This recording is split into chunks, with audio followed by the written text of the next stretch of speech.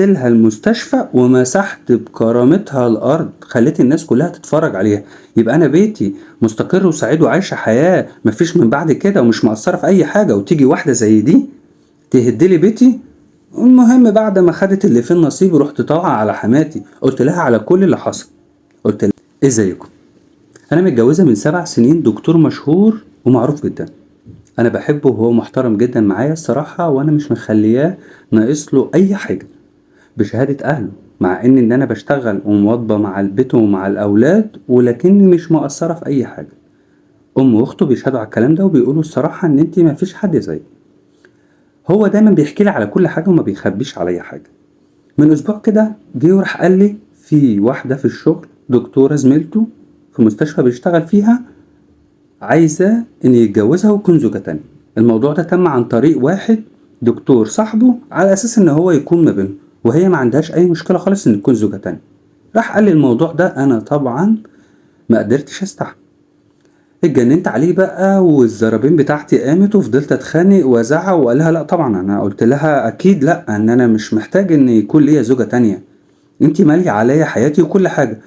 راح قالت له خلاص انت لازم تسيب المستشفى دي وتستقيل منها، انت من زمان كنت عايز تسيب المستشفى دي. لقيته بيرد عليا ردود انا مش مقتنع بيها، وتقريبا حاسه كده من الكلام اللي هو بيقوله لي ان هو بيمهد ان ما عندوش مشكله ان هو ممكن يتجوزها.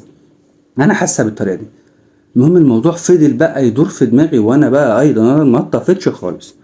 المهم قدرت اعرف بطريقتي الخاصة مين دي بالظبط وعرفتها، وخليته في يوم مش قاعد في المستشفى ولا موجود فيها، رحت لها المستشفى ومسحت بكرامتها الارض، خليت الناس كلها تتفرج عليها.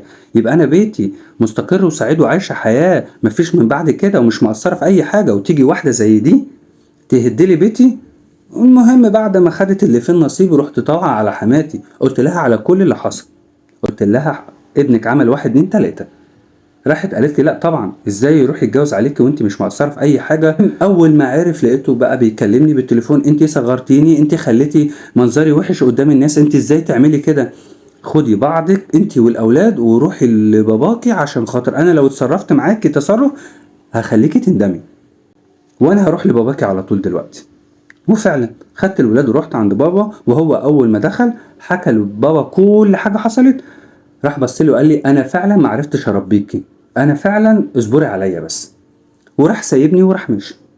انا بقالي دلوقتي اسبوع قاعده عند والدي، وهو ولا عبرني ولا قال لي اي حاجه خالص. ما لقيتش غير ان حماتي بتكلمني وبتقول لي انا معاكي في كل اللي انت بتقوليه دوت، وانت كان عندك حق ان انت تحافظي على بيتك وبتاع، هو بس شويه وهيهدى وهيرجع يكلمك تاني وما تقلقيش خالص وانا هخليه يكلمك.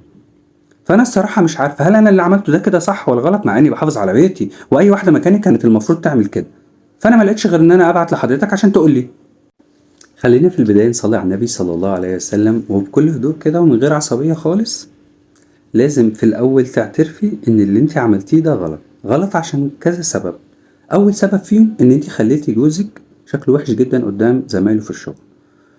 ثانيا انت برضو خليتي كمان شكلك وحش، يتقال على مرات الدكتور فلان جات وعملت كذا كذا كذا، بالبلدي جات شرشحت في المستشفى، ودي إنسانة هيتقال زي ما هيتقال.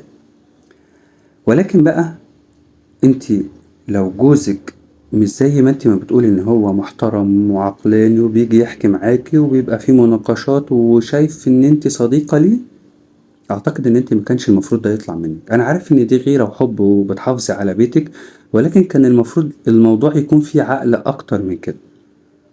ان انت ازاي تقدري تتواصلي الموضوع، انت قدرتي تعرفي ان الانسانة ديت اللي انت رحت لها عرفتي بطريقتك الخاصة وقدرتي توصلي لها.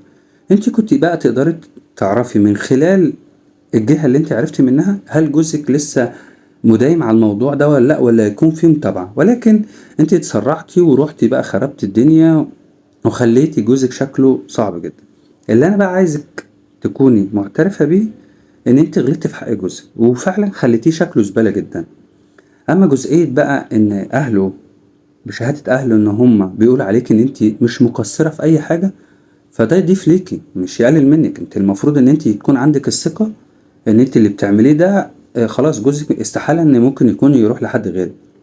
ولكن الشيطان قدر بقى يسيطر عليك وحركك وقدرت تاخدي تقدمات بسرعة في الموضوع، ورحت ضاربة القنبلة في المستشفى وخليتي الدنيا صعبة.